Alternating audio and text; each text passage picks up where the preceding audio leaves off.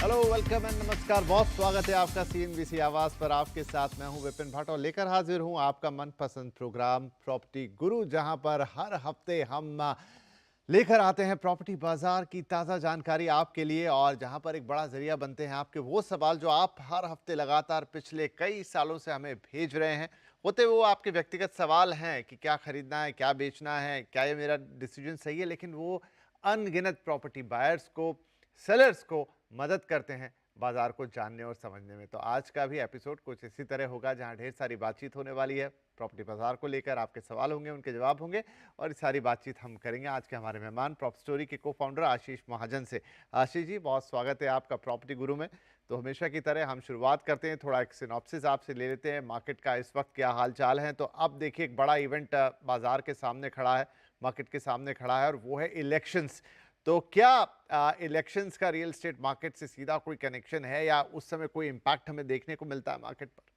जी विपिन जी, elections yes आने वाले हैं। तो आप एक एक दो ट्रेंड इन दिनों में दिखते हैं। एक तो आपके अप्रूवल्स वगैरह नए प्रोजेक्ट्स के वो थोड़े स्लो हो सकते हैं, बिकॉज सारी मशीनरी इलेक्शंस की तरफ डिवोट हो जाती है सरकार की। सेकेंडली, कई लोग कई डिपार्टमेंट्स नई फाइल्स को नहीं मूव करते हैं इस पीरियड में। तो आप ये देख सकते हैं कि कुछ लॉन्चेस जो हैं नए प्रोजेक्ट्स के रेरा वगैरह, ये स्लो हो सकते हैं इनके अप्रूवल्स। सेकेंडली, कुछ हाई टिकट ट्रांजैक्शंस भी कम हो सकते हैं इस पीरियड में, बिकॉज बहुत सारा बिजनेस और पॉलिटिक्स का आपस में यू नो रिलेशनशिप रहता है। तो इन दिनों में कई लोग हाई वैल्यू ट्रांजैक्शंस नहीं करना चाहते। बट रेगुलरली आई थिंक फिलहाल तो मार्केट में सप्लाई ऐड हुई है, हर जगह पे हो रही है। और एक दो महीने के पीरियड के लिए इस तरह की नई एडिशन अगर रुकती भी है तो उससे इतना बड़ा मार्केट पे कोई फर्क पड़ना नहीं चाहिए। राइट, तो चलिए, इतना आपको महसूस नहीं होगा। इलेक्शंस आएंगे, उनके नतीजे आएंगे, देश का राजनीतिक माहौल उससे गर्म जरूर होगा, लेकिन प्रॉपर्टी प्राइसेस या प्रॉपर्टी बाजार में ऐसी कोई एक्स्ट्रा गर्माहट उसे लेकर नहीं आएगी। हाँ, थोड़ा बहुत जो जैसा बताया आशीष जी ने कि फाइल्स की मूवमेंट थोड़ी स्लो हो जाती है, लेकिन वो आपको पता नहीं लगेगा, क्योंकि एक बहुत ही लंबा प्रोसेस होता है। तो एक दो महीने से उसमें इतना ज़्यादा अंतर आपको आता हुआ नहीं दिखेगा। राइट, तो चलिए अब सवाल जवाब का सिलसिला शुरू करते हैं। दिनेश भदौरिया हमारे साथ जुड़ गए हैं ग्वालियर से अपना सवाल लेकर। दिनेश जी, बहुत स्वागत है आपका प्रॉपर्टी गुरु में। क्या पूछना चाहेंगे आज? मैंने एक फ्लैट बुक किया है 1574 75 स्क्वायर फीट का। हाँ यू जी। यो वन में, Yo One NIBM road Pune. Okay. तो मैं जानना चाहता हूँ कि बिल्डर का मतलब ग्रेडिंग क्या है, रेटिंग क्या है, और ये जो एक मतलब ये जो मेरा इन्वेस्टमेंट है ये सही है, ये एंड यूज के लिए है। अच्छी बात है भदौरिया साहब। वैसे आप ग्वालियर से हैं, लेकिन एंड यूज के लिए पुणे में आपने घर खरीदा, कोई विशेष कारण?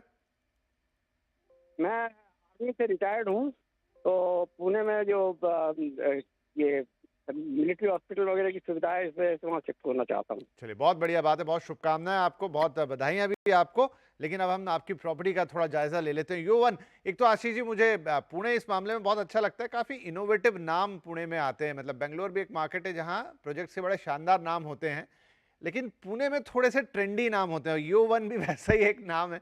वेल, तो नाम बढ़िया है, लेकिन प्रॉपर्टी कैसी है? तो विपिन जी, U1 का बैकग्राउंड ये है कि यू ब्रांडेड रेजिडेंसेज हैं, तो ये ग्लोबल ब्रांड है। जैसे कि हम ट्रम्प टावर जानते हैं, वैसे यू भी एक ब्रांडेड रेजिडेंस है। ओके। और जो इसके डेवलपर हैं पूना में, ट्राइबेका ग्रुप ने आई थिंक ये प्रोजेक्ट टेक ओवर कर लिया। ये प्रोजेक्ट पहले रुका हुआ था और ये यू प्रोजेक्ट नहीं था। तो ट्राइबेका ग्रुप की अगर आप हिस्ट्री देखेंगे तो वो ट्रम्प टावर्स की जितने भी अक्रॉस इंडिया हैं उनकी उसमें वो शामिल है। मतलब ट्रम्प की जो एसोसिएशंस इंडिया में होती है उनके थ्रू होती हैं, और कई जगह पे वो डेवलपर हैं, जैसे कि इस प्रोजेक्ट में। पर इस प्रोजेक्ट में ट्रम्प की जगह पे उन्होंने जो टाई अप किया हुआ है वो यू के साथ किया हुआ है। तो ब्रांडेड रेजिडेंस एक तरह से ग्लोबल एड्रेस है, राइट? तो अगर आप विदेश में भी कई शहरों में जाएंगे, बड़े शहरों में, तो अगर आपको यू रेजिडेंस में जाएंगे तो आपको एक basic design philosophy, amenities etcetera आपको उसमें कॉमनैलिटी दिखेगी, राइट? तो जो एक बहुत शानदार बात है कि पूना के अंदर इस तरह के ब्रांडेड रेजिडेंसेस उतने नहीं है जितने मुंबई या दिल्ली में होंगे, राइट? सो अगर आप इस तरह का एक प्रोजेक्ट चूज कर रहे हैं तो आप एक तरह से एक लग्जरी को चूज कर रहे हैं पुणे सिटी में, जो बहुत कम लोग एंजॉय करते हैं। तो इसकी एक स्नॉब वैल्यू होती है, जो मतलब हम अपनी सोसाइटी में कहते हैं कि लोग आपस में कहेंगे कि इनका एड्रेस जो है वो एक बहुत अप मार्केट एड्रेस है। सेकेंडली, जो NIBM एरिया है वो साउथ पुणे में पड़ता है, और ये साउथ सेंट्रल के काफी करीब है, सेंट्रल पुणे के। और उसके अलावा खराड़ी मगरपट्टा वगैरह जहाँ पे IT पार्क्स हैं ईस्ट पूना में, उसके भी उससे ज्यादा दूर नहीं है। तो किसी को एक अच्छी लिविंग चाहिए तो साउथ पुणे की तरफ लोग आते हैं, जो ऑफिस स्पेस से थोड़ा दूर रहना चाहेंगे। और बाकी इस लोकेशन में ज्यादा बिजनेसमैन और लोकली जो अपने ऑफिसेज वगैरह में काम कर रहे हैं उस तरह के लोग इधर एड्रेस लेते हैं। तो इसकी सराउंडिंग्स वगैरह काफी अच्छी हैं, अच्छे मॉल्स, हॉस्पिटल्स, जो उन्होंने एक नीड बताई अपनी, वो सब कुछ एस्टेब्लिश है, इंफ्रास्ट्रक्चर ठीक है। तो अ, मेरा यही कहना है, मतलब अब तो उस प्रोजेक्ट में कंस्ट्रक्शन हो रहा है, पहले शायद रुका हुआ था, और ये एक पॉजिटिव चीज़ है। तो इनका जो ओवरऑल इन्वेस्टमेंट माइंडसेट है, वो मेरे ख्याल से उन्होंने अच्छा डिसीजन लिया है इस शहर के अंदर एक लग्जरी प्रॉपर्टी लेने का। पल्लवी पंडित अब हमारे साथ हैं फरीदाबाद से। पल्लवी जी नमस्ते, बहुत स्वागत है आपका प्रॉपर्टी गुरु में। क्या पूछना चाहेंगे आप? नमस्कार सर। सर 2021 में मैंने अंसल रॉयल हेरिटेज में एक फ्लैट खरीदा था 3 BHK, कुछ 46,000 लैक्स का। ओके। अभी उसकी लमसम अमाउंट 58 to 60 के बीच वैरी करती है। और यहाँ से प्रॉब्लम ये हो रही है कि कुछ एमिनिटीज की प्रॉब्लम है, और मेरे बच्चे का स्कूल 15 किलोमीटर दूर है। ओहो। तो इसको प्रॉपर्टी को रखना चाहिए कि 2-3 साल बाद फिर रख के बेच देना चाहिए, या इंस्टेंटली हमें सेक्टर 87, 88 की तरफ शिफ्ट हो जाना चाहिए जहाँ बच्चे का स्कूल है? ओके, तो ये 3 BHK फ्लैट आपको 42 लाख में मिल गया था? 46। 46 में तो बढ़िया है जी। और एरिया कितना था मैम? 1485। तो फरीदाबाद में आपको एक 2021 आपने कहा एक अच्छी डील मिली, मतलब जो भी कोना हो उसका। लेकिन 46 लाख में 1400 स्क्वायर फीट का 3 BHK किसी भी जगह बुरा नहीं है देश के अंदर। खैर एनीवे, आप चाहती हैं कि आप इस पर आपको राय चाहिए कि क्या करें, इसको रखें कि बेचें, निकलें इसमें से। अभी आपको 56 करीब 60 के आसपास मिल रहा है, राइट? है अपकमिंग में बस हमारे पास ये मुंबई एक्सप्रेस वे है जो हमारे बिल्कुल बगल से निकलता है, और जेवर एयरपोर्ट है जो यहाँ से लगभग 20 मिनट की दूरी पर होगा। ये अपकमिंग पॉइंट्स हैं बस। हाँ हाँ, लेकिन अभी आपको 60 लाख मिल रहे हैं ना इसके?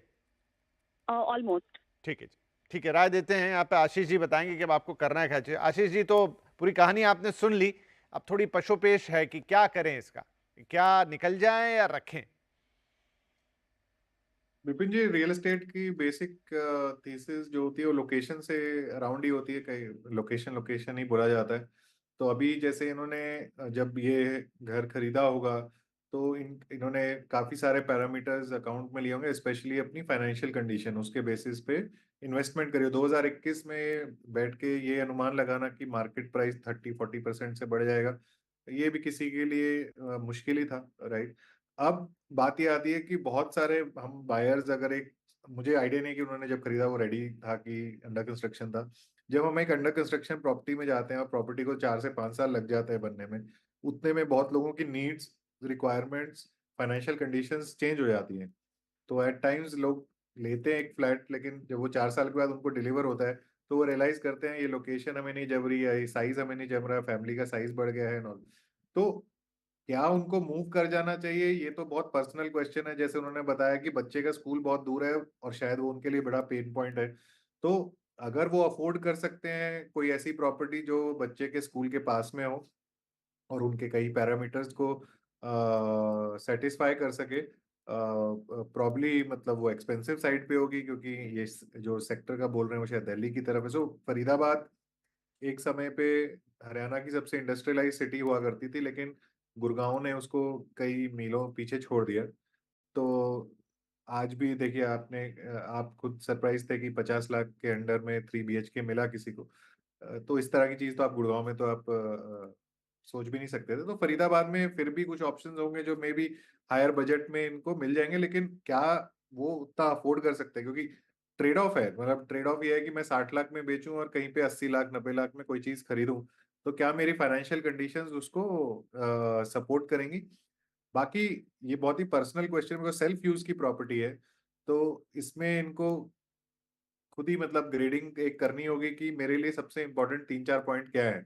क्या मैं जेवर एयरपोर्ट के पास रहना चाहता हूँ, या मुंबई एक्सप्रेसवे के पास रहना चाहता हूँ, या मैं बच्चे के स्कूल के पास रहना चाहता हूँ, या बच्चे का स्कूल ही चेंज कर देना चाहता हूँ। मतलब बहुत सारी चीजें आती है। बट एक चीज जैसे स्टॉक मार्केट में भी होती है कि अगर आपने कोई शेयर में इन्वेस्ट किया है और वो समझिए एक सर्टेन टारगेट प्राइस पे चला गया है, तो अगर आप वहां से निकलना चाहते हैं और निकल के कहीं और इन्वेस्ट कर देना चाहते हैं, तो ये पॉसिबिलिटी दिखती है इनके करंटली कि इन्होंने एक बेनिफिट 10-12 लाख का प्रॉफिट बना लिया, फिर ये उसी को सेल करके आगे किसी और चीज को ले सके, और एडिशनल थोड़ा पैसा और डालना पड़ेगा।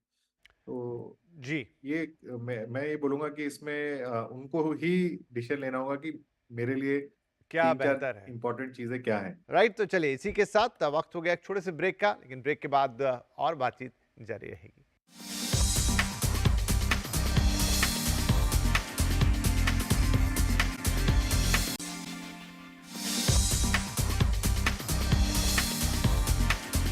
Welcome back. सीएनबीसी आवाज पर जारी है प्रॉपर्टी गुरु, हम दे रहे हैं आपके सवालों के जवाब। आशीष जी बने हुए हैं हमारे साथ। तो चलिए हमारे अगले कॉलर विशाल मेहरोत्रा साहब आ गए हैं, जो कि मुंबई से हमें कॉल कर रहे हैं। विशाल जी स्वागत है आपका, क्या सवाल पूछेंगे आज? हेलो सर, मेरा नाम विशाल मेहरोत्रा है। जी, मैं पवई में किराए पे रहता हूँ। मैं 1 BHK में रहता हूँ मैं। ओके। मेरा वर्क लोकेशन भी अभी पवई ही है, बट मैं अभी ड्यू टू फैमिली एक्सटेंशन की वजह से मैं मतलब 2 या 3 BHK देख रहा हूँ मैं। मेरा मतलब बजट लगभग अराउंड 2.5 CR है, एंड मैं चाह रहा हूँ कि मेरा घर जो मैक्सिमम पोजीशन मुझे 2 या 3 साल में उसका मिल जाए। ओके, और एरिया जो मैं देख रहा हूँ, कारपेट एरिया, वो लगभग समथिंग अराउंड 650 से 700 के अबव ही देख रहा हूँ। एंड एरियाज जो मैं देख रहा हूँ कि मैं मतलब प्रेफर करूंगा वैसे अगर पवई में हो सके तो, बट मतलब मैं थाने या वेस्टर्न लाइंस में भी अगर कोई एरिया है जिनमें मुझे ये कारपेट एरिया मिल सकता है, तो मैं वो भी फीजिबल ऑप्शन सजेस्ट कर सकते हैं आप प्लीज। ठीक है। 2.5 करोड़ में इतना मुश्किल नहीं है कि आपको एक 700 स्क्वायर फीट या उसके आसपास का कोई 2 BHK मिल जाए, इधर इन पवई या फिर वेस्टर्न सबर्ब्स में। आप ठाणे भी उसके लिए ओपन है और 2-3 साल आप इंतजार भी कर रहे हैं। लेट्स सी क्या अवेलेबल हो सकता है। तो आशीष जी, क्या इनको इनकी चॉइस की प्रॉपर्टी मिल सकती है इस बजट में इन लोकेशंस पर? विपिन जी, मेरे हिसाब से पवई में जो काम कर रहा है उसके लिए थाने एक आइडियल डेस्टिनेशन बन जाता है, अगर बजट का कंस्ट्रेंट है, क्योंकि ऑब्वियसली पवई काफी एक्सपेंसिव हो चुका है। और फिर भी जैसे इवन थाने के रास्ते में एरियाज आते हैं, मुलुंड, कांजूरमार्ग काफी डेवलप हो गया है, पवई से काफी पहले आता है थाने की। लेकिन अट्रैक्टिव बात यह है कि थाने एक अलग से एक डिस्ट्रिक्ट सेंटर है, और उसका लोकल इंफ्रास्ट्रक्चर काफी अच्छे से डेवलप हो रहा है। तो वहां पे इनको इस स्क्वायर फीट में या इससे ऊपर हायर स्क्वायर फीट साइज के फ्लैट्स भी मिल जाएंगे, और लीडिंग ब्रांड्स जैसे कल्पतरू है, या शाहपुर जी पालम जी है, शेड ग्रुप है, काफी सारे डिफरेंट चॉइसेस, और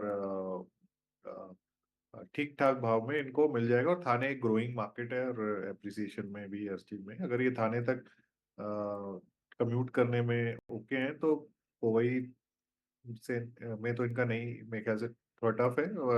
but Thane is ideal. But थाने के अगर समझिए ईस्टर्न सबर्ब्स में ये मुलुंड और कांजूरमार्ग वगैरह में भी एक्सप्लोर कर सकते हैं कुछ ऑप्शंस। अदरवाइज कनेक्टिविटी में मेरे हिसाब से वेस्टर्न से ज्यादा ईस्टर्न सबर्ब्स वही में ज्यादा सूटेबल है। And I think Ashish ji second sales में भी जाएंगे तो इनको तो मतलब तुरंत भी मिल सकता है। 2,500 it's handsome budget for 3 BHK या 2 BHK, 700 स्क्वायर फीट की अगर हम बात करें तो। सॉरी आई मिस्ड आपने क्या बोला था? जी, मैं ये कह रहा था सर कि मतलब इन्होंने कहा कि 2026 तक का टाइम है इनके पास, लेकिन 2.5 करोड़ का जो है बजट रख रहे हैं और करीब 700 स्क्वायर फीट के आसपास की ही प्रॉपर्टी देख रहे हैं। तो आई थिंक ये तो सेकंड सेल्स में इनको रेडी पोजीशन में भी कुछ मिल सकता है। देखिए, आज की डेट में अगर किसी को रेडी पोजीशन चाहिए तो वो तो सेकंड सेल में ही मिलने वाला है। अनलाइकली कोई यूनिट डेवलपर्स ने होल्ड किए हुए रेडी प्रोजेक्ट्स के अंदर। तो सेकेंडरी के अंदर अगर ये कुछ ओल्ड प्रोजेक्ट्स हो थाने के अंदर, सॉरी पवई के अंदर, मे बी उसके अंदर इनको यूनिट मिल जाए, पर फिर वो उतना अल्ट्रा लग्जरी मॉडर्निश फील नहीं होगी बिल्डिंग की मे बी।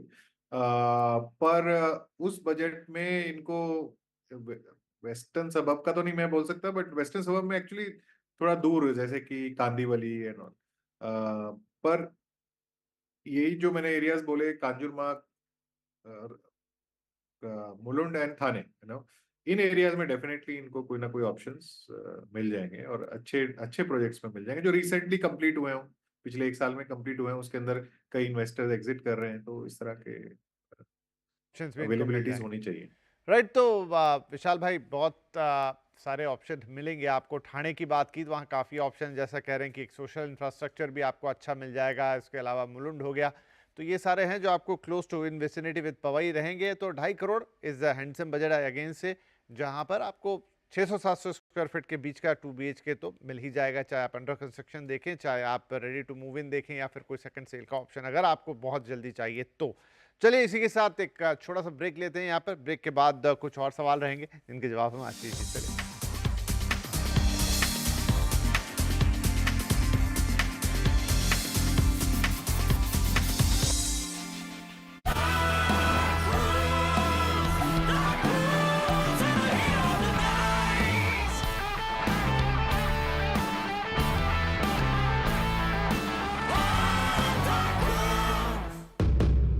जैसे कि आप देख सकते हो कि भारी मात्रा में भीड़ इकट्ठा हुई है यहाँ।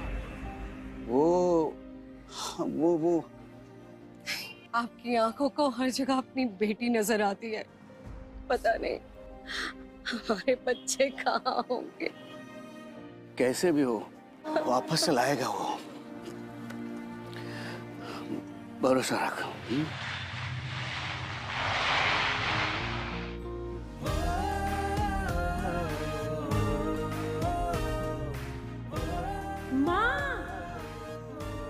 मैंने कहा था ना, कैसी भी सिचुएशन हो मोदी जी हमें घर ले आएंगे।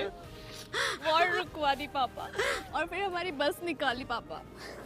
देखा, चाहे दो देशों का संघर्ष हो या कोई आपदा, जो रक्षा करे हमारी 7 समंदर पार, वो है हमारा परिवार। हम करते हैं उनसे बेहद प्यार। मेरा भारत, मेरा परिवार।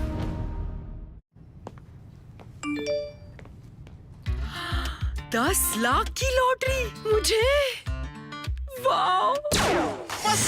फर्जी ऑफर्स से सावधान। RBI कहता है जानकार बनिए, सतर्क रहिए।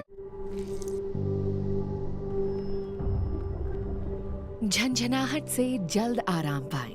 सेंसोडाइन रैपिड रिलीफ के साथ। Bharat is rising. अब भारत की विकास यात्रा रुकने वाली नहीं है। $5 ट्रिलियन इकोनॉमी की ओर, सुरक्षित और समृद्ध भविष्य का मार्गदर्शक। दुनिया के लिए स्वास्थ्य सुविधाएं विकसित करने का संकल्प। वर्ल्ड लीडर्स के लिए उम्मीदों का केंद्र। ये संकेत है एक नई शक्ति के उदय का। Dream sports presents News 18 rising Bharat summit in partnership with Hindustan times 19 और 20 मार्च।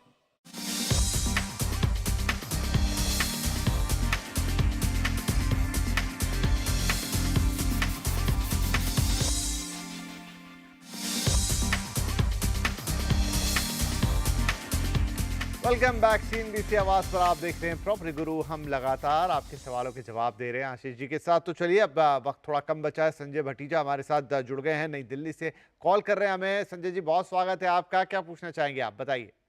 नमस्कार जी, मेरा सवाल पूना में विमान नगर के ऊपर है। शुभ गेटवे में मैंने एक 4 बेडरूम बुक किया था जुलाई में, जी। और उन्होंने बड़ा एश्योरेंस दिया था कि 31 दिसंबर तक दे देंगे। मेरा रेंटल इनकम का एम था। अब पोजीशन अभी तक मिला नहीं है, कहते हैं अभी भी 1-2 महीने शायद और लग जाएंगे। तो मैं पूछना चाह रहा था कि क्या इसमें बेच दूं आगे, फायदा है कि रेंटल इनकम के लिए अभी वेट करूं पोजीशन के लिए, और क्या कोई कंपनसेशन देगा बिल्डर डीले का? अच्छा, ठीक है। तो आशीष जी 2-3 सवाल हैं संजय जी के, क्या करना चाहिए इन्हें? विपिन जी, कॉम्पेंसेशन की बात तो तब आती है जब रेरा टाइमलाइन से अगर हम आगे गए हों, तो वो हमें चेक करना होगा कि क्या प्रोजेक्ट रेरा टाइमलाइंस को ब्रीच कर गए। सेकेंडली, शुभ गेटवे काफी अच्छा, वेरी वेल लोकेटेड प्रोजेक्ट, जो लोग कनेक्टिविटी को बहुत वैल्यू देते हैं। मतलब एयरपोर्ट से आप वॉकिंग किसी भी शहर में शायद नहीं आ सकते, सिर्फ पूना में ही आ सकते हैं कि आप टर्मिनल से निकले और विमान नगर में आ जाएं। और विमान नगर में शुभ गेटवे की लोकेशन ऐसी है कि एयरपोर्ट से हार्डली कुछ भी डिस्टेंस है इसका। तो यही इसका सबसे बड़ा सेलिंग पॉइंट रहा है।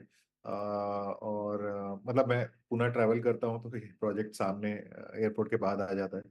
तो इसी कारण इनका जो मेन एम है रेंटल इनकम का, इनको काफी अच्छी रेंटल इनकम डायरेक्ट टेनेंसी से भी आ सकती है, या ये इसको सर्विस रेजिडेंसेस की तरह भी यूज कर सकते हैं इन फ्यूचर। और जो मेरे को मैंने जो पता किया उसके हिसाब से वहां पे इस तरह के फ्लैट्स भी हैं जो एयरबीएनबी या इस पे रेंट पे दिए जाते हैं शॉर्ट स्टेज वगैरह के लिए। तो कभी कभी हम इन्वेस्टमेंट करते हैं एक सर्टेन गोल के हिसाब से, वो गोल थोड़ा डिले हो जाता है। तो अनलेस एंड अनटिल इनके पास इमीडिएट रिक्वायरमेंट है पैसे की, या इमीडिएट कुछ और एवेन्यूज ढूंढ रहे हैं, नहीं तो पूना की डिमांड तो आपको हम सब डिस्कस करते ही हैं कि पूना की डिमांड काफी अच्छी है, और लोकेशन के हिसाब से इस प्रोजेक्ट की डिमांड शायद हमेशा ही बनी रहेगी, अनलेस अनटिल पूना का एयरपोर्ट कहीं और चला जाए, जो डिस्कशन होता है लेकिन अभी तक उस पर कोई काम हुआ नहीं।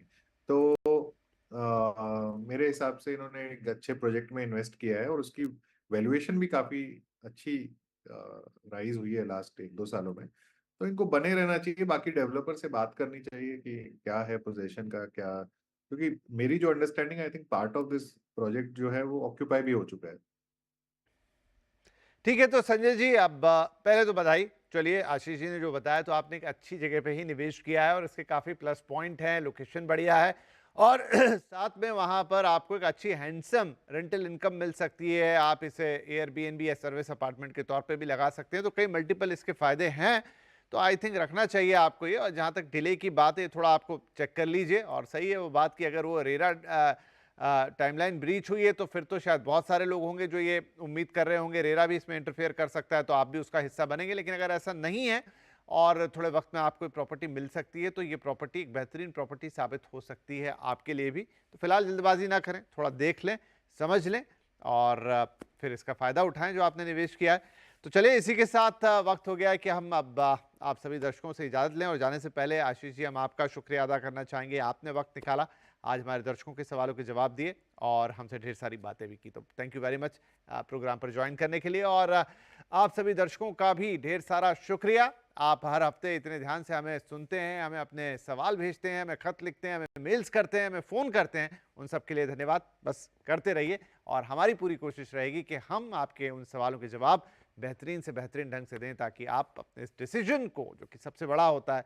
जीवन में, प्रॉपर्टी से रिलेटेड, अच्छी तरह ले पाएँ। तो चलिए, इस हफ्ते के लिए इतना ही। अगले हफ्ते आपका इंतज़ार रहेगा आपके सवालों का, और साथ ही इस कार्यक्रम का भी फिर मिलेंगे। तब तक के लिए नमस्कार।